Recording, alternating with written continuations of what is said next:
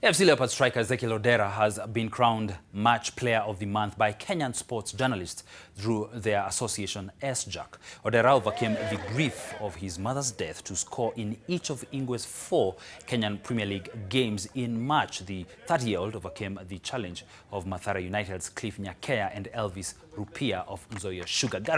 He garnered 11 votes to Nyakeya's 7. We moved to 43 inch. Then we moved. Nashukuru ma coaches because walimpatia morale ya kucheza hiyo month because ilikuwa hard sana. Waka believe in me. I think I delivered.